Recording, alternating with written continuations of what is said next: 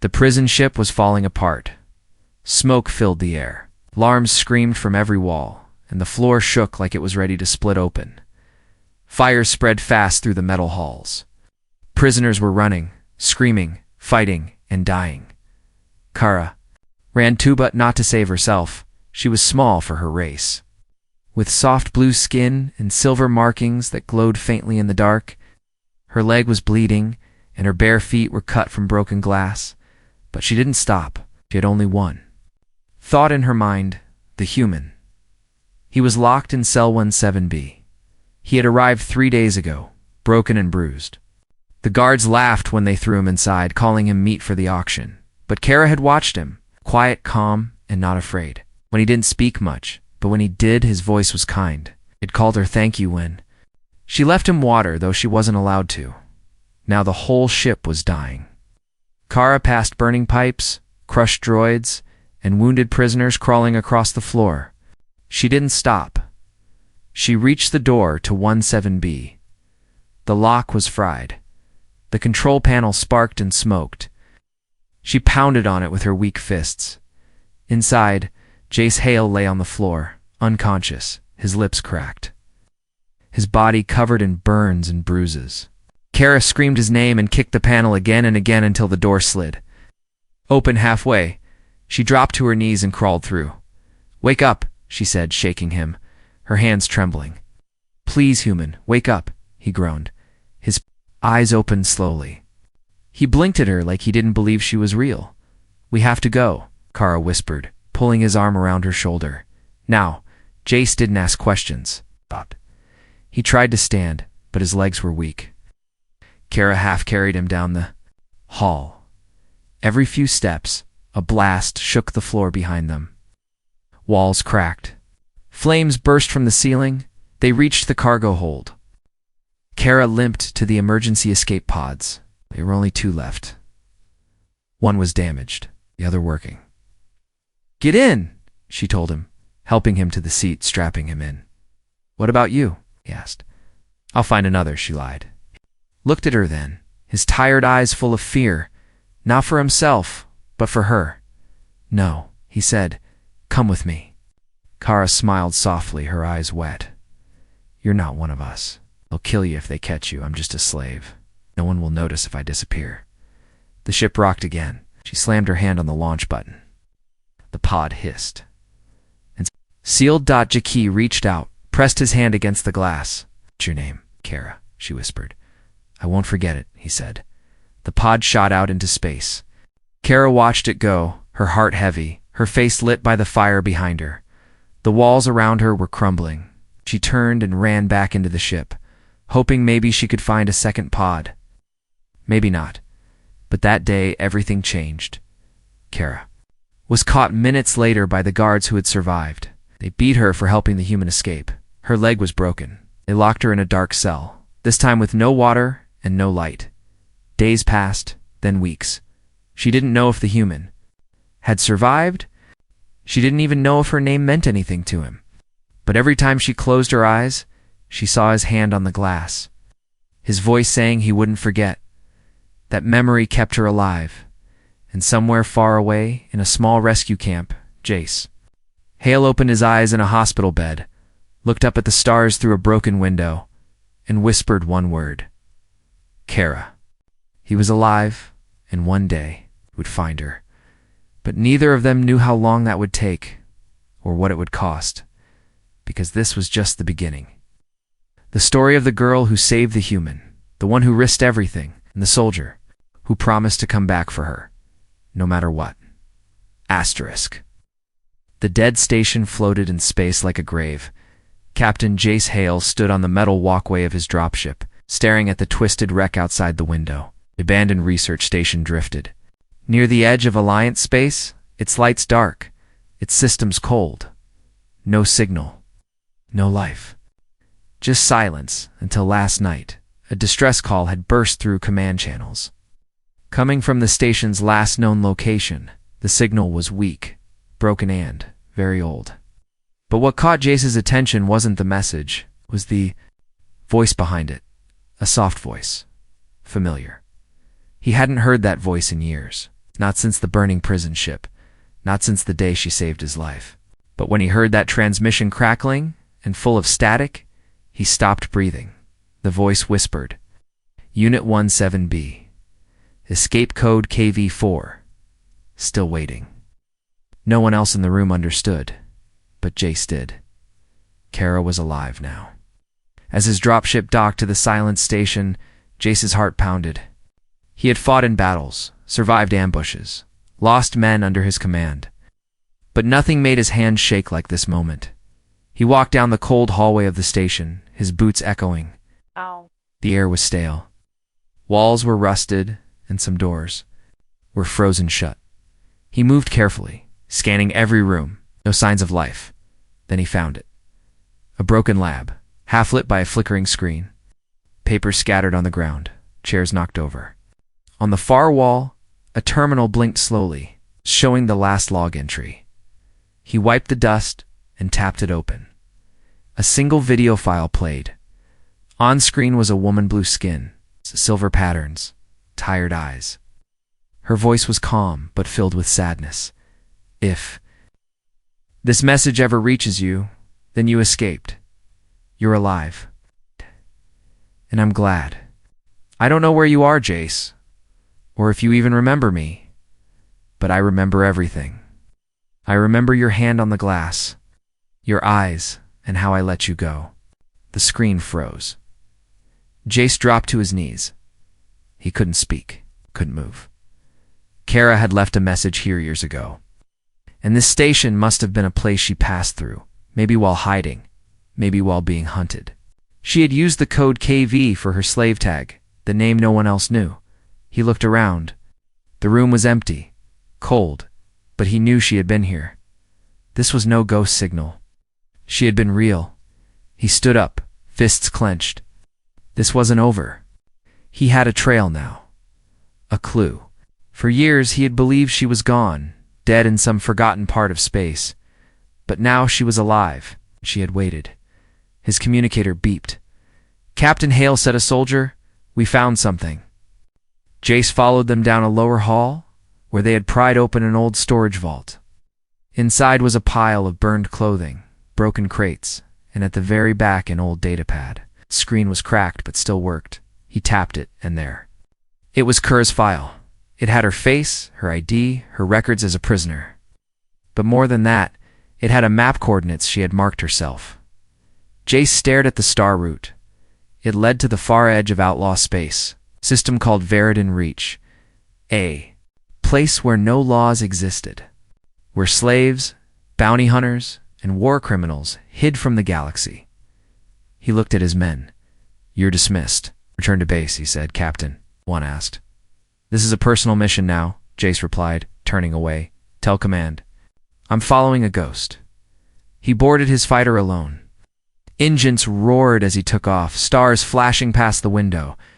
He flew with speed and silence, his mind racing. He had once promised her, I'll find you.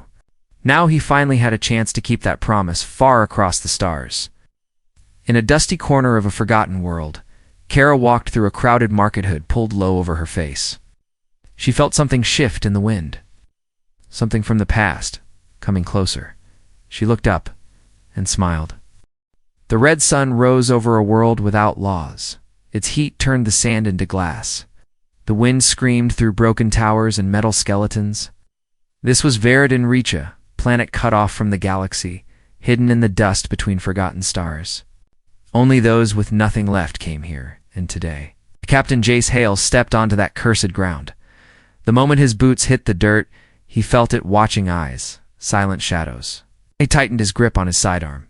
His ship, disguised as a junk hauler, stayed cloaked above the sky. He came alone. No orders, no backup. Just a name burned into his soul. CA era. 7 years had passed since she saved him. 7 years since she vanished. He didn't care what he had to face now. He would find her. Jace walked into the outer rim town of Drelk's Hollow. It wasn't a city, it was a nest. The streets were filled with ex-slaves, bounty hunters, rogue aliens, and smugglers. Liars buzzed overhead. The smell of oil, smoke, and blood hung in the air. He passed a fight in the dust. No one stopped it. A body lay in the gutter. No one looked. This place was death in slow motion. He entered a bar made of scrap metal and bones. The bartender had 6 arms and yellow eyes. "I need information," Jace said. The alien grunted. "That costs." Jace dropped a small cube on the table. It lit up with credits. "I'm looking for her," he said, showing a small holla of Kara. "Names." "Kara, she was here." The bartender stared. Many like her passed through. But this one? ... He stopped. Someone else asked about her too. Last cycle. Didn't live long. Jace leaned in. "Where do I find her?" The bartender pointed toward the mountains. "Out beyond the scar field, there's a camp. Not Alliance. It's not pirate. They call themselves the Forgotten. No one returns from there. If she's alive, she might be with them." Jace left the bar, boots crunching across cracked ground. He rented a speeder bike and rode through the wastes, wind cutting across his face like blades, the further he went. The quieter everything became, until the world was silent. He crossed the scar field jagged, canyons that looked like claw marks. From a giant beast, machines long dead lay half buried in sand. There were signs of old battles, rusted weapons, torn banners, bones bleached white. Then he saw it. The camp, hidden in a crater, protected by metal towers and old defense drones. It looked abandoned from above, but Jace knew better. He parked his bike and climbed down carefully. A whisper hit his ears. A warning. "Stop." He turned fast, weapon ready. A woman stood in the shadow of a broken archway, cloaked in brown rags, face covered except her eyes. He knew those eyes. .ca era, older now. Her silver markings faded. Her hair was longer, tied back. A scar crossed her jaw. But the fire in her eyes was the same. "You followed me," she said softly. He lowered his weapon. "You're alive," he said. "I told you to forget me," she replied. "I never did." A silence hung between them. Then came shouting. Armed fighters appeared on the ridge. Kara stepped in front of him. "He's not a threat," she called out, "but he is a soldier." One of them growled. "And he's mine," Kara said. Fighters paused, and slowly they backed off. Kara turned to Jace. "Come with me," she said. "We can't talk out here." He followed her into the crater, past barricades, through dark tunnels, into a hidden base. There were children there. Wounded aliens, old slaves now free. She had built something. A place where the Forgotten could live. "You did all this?" he asked. "I had to," she said. "The galaxy forgot us. So I made a world where we remember each other." He looked at her. "You saved me once. Now let me return the favor." She shook her head. "This is not your fight. It is now." Kara didn't speak, but her eyes, for the first time in years, showed something soft. Hope *JC woke up with a knife at his throat. The cold steel didn't move. A voice whispered in the dark, calm and sharp. "Move, and I'll slit your windpipe." Didn't move. A second passed. Then a small laugh followed, low and familiar. "I was testing you," the voice said. Pulling the blade back, Kara stepped out of the shadows holding the knife. She wore soft black armor made from scrap and beast hide, her face uncovered now. She looked stronger, wilder. Her silver blue skin had dark marks from years of fighting. Her eyes still held that same storm one he remembered from years ago. "You pass," she said. "For what?" Jace asked, sitting up. "To see if you're still the man I saved." He looked around. They were deep inside the crater camp, in a narrow stone room lit by a single lamp. Outside, he could hear voices, dozens of people living underground. Footsteps, babies crying, weapons being cleaned. It wasn't just a base, it was a home. Kara handed him a cup of warm root tea. "I didn't think you'd come," she said. Sitting across from him, "I didn't think you were alive," Jace replied. She didn't smile. Instead, she leaned back and crossed her arms. "You came alone?" "Yes, stupid. You'd rather I brought an army? I'd rather you stayed safe." Jace didn't reply. He took a sip of the tea. It was bitter, but it warmed his chest. Kara watched him closely. "Why did you really come, Jace?" she asked. "I told you I never forgot you." Her eyes narrowed. "That's not a reason, that's a memory," he sighed. He couldn't lie to her. "I owed you. You saved my life.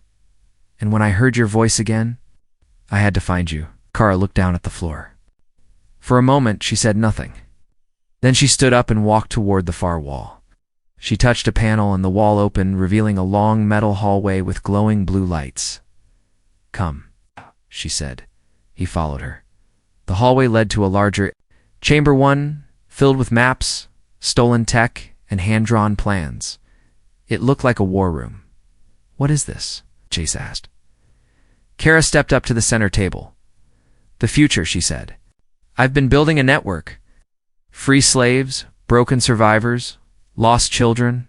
We train them, protect them, and sometimes we fight."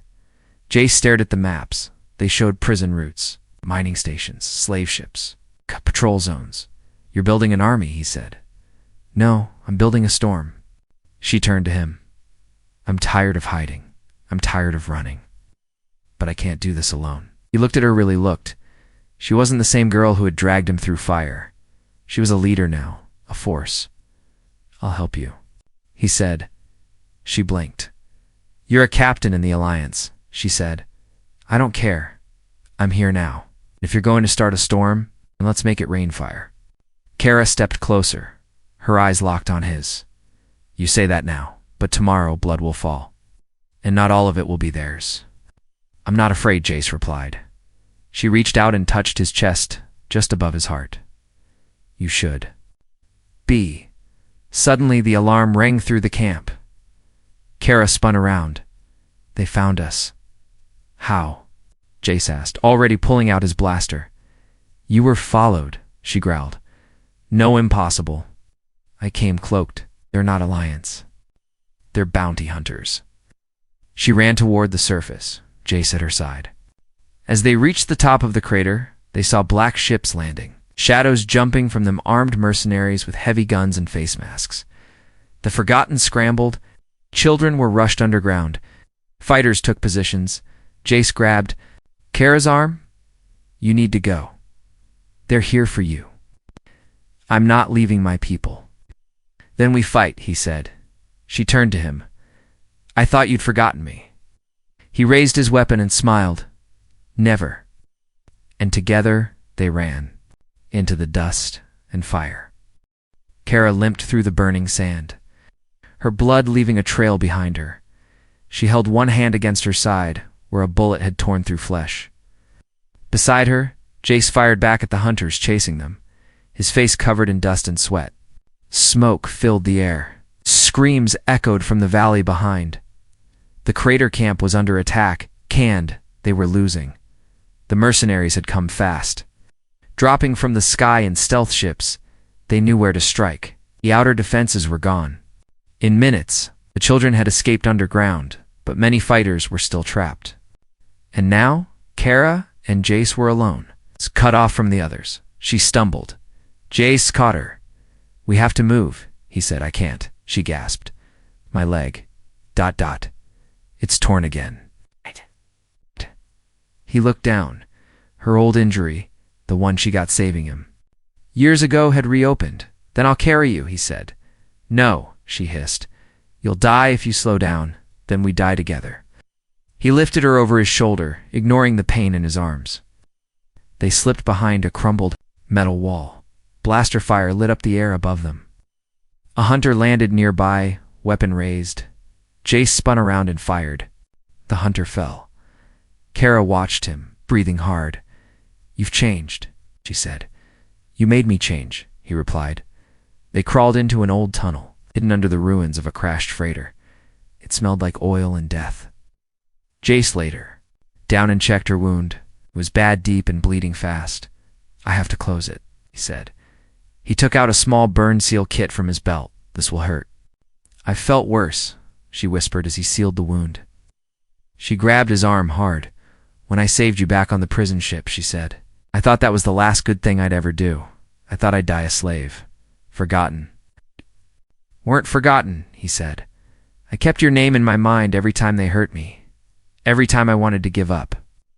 Jace Hale, the human with eyes like stormlight. He looked at her, his voice low, and I kept yours. Kara, the girl who ran through fire. They sat in silence. Then footsteps echoed above them.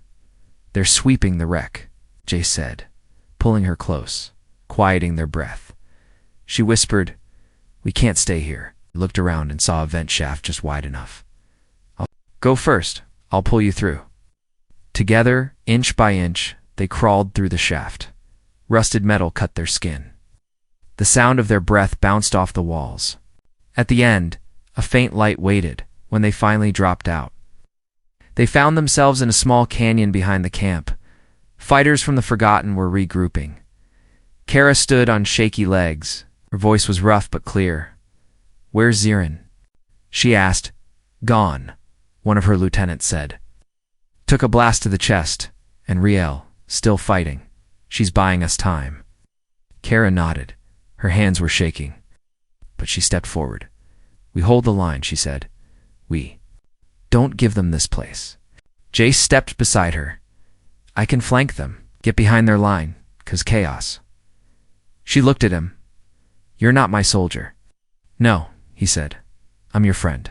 She wanted to say more, but then came a loud explosion. The central tower fell, crashing down in smoke and dust. Ira turned to her people. Fall back to the tunnels. Save who you can. Leave nothing behind. The Forgotten scattered. Kara and Jace ran toward the wreckage. They passed broken machines, old war banners, the fallen friends they once called family. Near the base of the tower, Kara saw something. A symbol painted in black, her old slave mark. They weren't just after her. They were mocking her. She froze, Jace, she said softly. They know who I am. He stepped close. What do you mean? They're not just bounty hunters. They were hired by the ones who once owned me. His face darkened. Then we send them a message. Kara looked down at the fire in her hand. She whispered, yes. A message written in ash. Kara stood alone, arms raised as the enemy circled her with guns drawn. Her hair was soaked in sweat. Her clothes burned at the edges and blood ran down her side, but her back was straight, her chin lifted. Her silver blue eyes didn't blink. Behind her, hidden in the canyon wall, dozens of her people were escaping through a hidden tunnel led by Jace. Kara had made her choice. She stepped forward and shouted to the mercenary captain, take me and let them go. The masked leader laughed. You think you're worth that much? You don't even know what I'm worth, she replied. But your client does. He stared at her, then gave a signal. His men lowered their weapons. For now, Kara dropped her blade and allowed the cuffs to close around her wrists. The chains felt like old memories, cold and sharp. But this time, she wasn't afraid, because this time, it was her plan. Hours earlier, inside the ruins, Jace had drawn a rough battle map in the sand. His voice was calm but fierce. They're not just mercenaries, he said. They're trackers, paid by the syndicate. And they won't stop until they have Kara. Kara knelt beside him, touching the edge of the map. Then we give them what they want, she said. He stared at her. No, we fight, we run, we find another way. There is no other way, she said. If I go with them, they'll lower their guard. That's our opening. Once I'm inside their ship, I'll shut down their systems. You hit them from the rear. That's suicide, Jay snapped. No, she said quietly. It's war. He grabbed her hand. Kara, please don't do this alone again. She looked into his eyes. I'm not alone. You'll be there, just like before. Now cuffed and surrounded, Kara was dragged toward the lead ship. One of the mercenaries pushed her forward. She stumbled. I can walk, she growled.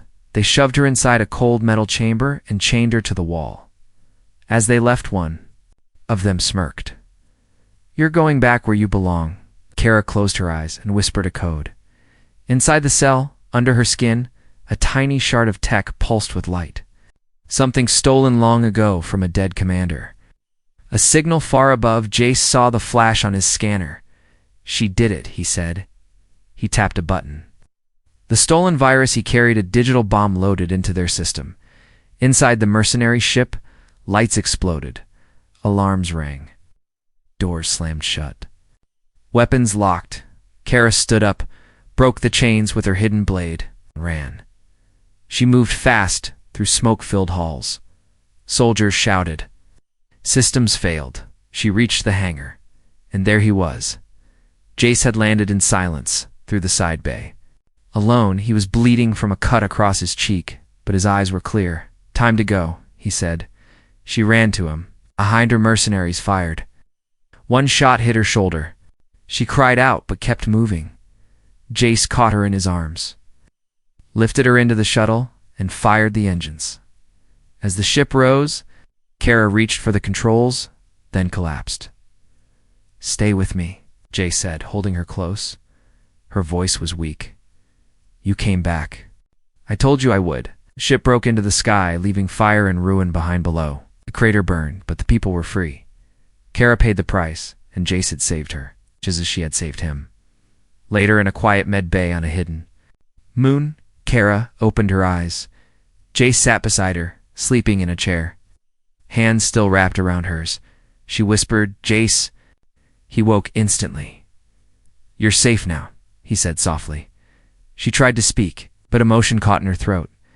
I thought I'd never see you again. He smiled. I never stopped looking. She reached up and touched his face. I would have waited another lifetime for you. He kissed her forehead gently. You won't have to. Kara stood in front of the mirror, staring at her reflection like it belonged to someone else. For the first time in years, she was clean. No chains on her wrists. No blood on her face. No smoke in her lungs. Just her. A soft robe covered her healing wounds. The lights in the med cabin were gentle. Outside the window, the stars moved slowly as the recovery ship cruised toward safe territory. She touched the scar on her shoulder, where the bullet had gone through. Her fingers brushed the faded mark on her leg, an old injury from long ago. The night she saved him, and now he had saved her. Behind her, the door opened quietly. Jace stepped in. He carried 2 steaming mugs. I thought you might be awake, he said. Kara turned to him. Her smile was faint but real. I never sleep too long. He handed her a mug. Still like bitterroot tea? She took it with a nod. They sat on the edge of the bed, side by side. No words for a moment. Just the soft hum of the engines. Then she looked at him. Are they safe? The children. He nodded. We got them all out. They're on their way to the Arden Refuge. They'll be protected, fed, educated, and the others. We lost some, he said quietly, but most made it. Our people are alive, Kara, because of you. Her eyes filled, but she didn't let the tears fall. You kept your promise. She said, I meant it, Jace replied, every word. She turned toward him fully, her voice trembling. I thought I'd die on that prison ship. Then I thought I'd die in that crater. But now I'm here. And I don't know what happens next. He reached for her hand. We don't have to know everything. We just start with one step. Kara squeezed his hand. Is this your way of asking me to come with you? No, Jace said. It's my way of asking if I can stay with you. Her heart skipped. I don't have a home, she whispered. He looked at her. Then we'll build one. 3 weeks later, a new outpost was born, on a peaceful moon near the edge of the neutral zone. Kara and Jace helped construct a shelter, one not built for war, but for healing. Survivors of the battle came there. Lost children, broken warriors, old allies. The forgotten had found their place. Kara wore no weapons now. She walked freely under the twin suns, teaching young ones how to grow food, how to write, how to live. Without fear, Jace stayed at her side, helping rebuild, guiding supply ships, keeping order. But every night, they sat together by the fire. They never spoke much about the past, because they were too busy building the future. One night, Kara found Jace standing under the stars, looking up. She stepped beside him, still thinking about what could have been, she asked. No, he said, just thinking how lucky I am that it wasn't. She leaned her head on his shoulder. You're not going to leave again, right? Never? I believe you. He turned toward her. Kara, I have nothing fancy to give you. No ring, no rich words. But if you'll have me, I'd like to call you more than my friend. Her eyes widened. Are you asking me to? To be my home, he finished. Wherever. We are. Kara smiled, her silver eyes full of light. I was yours the moment you came back. They kissed under the stars, two warriors who had survived pain, war, and years apart. Now finally they were together, not because they needed saving, but because they had kept their promise.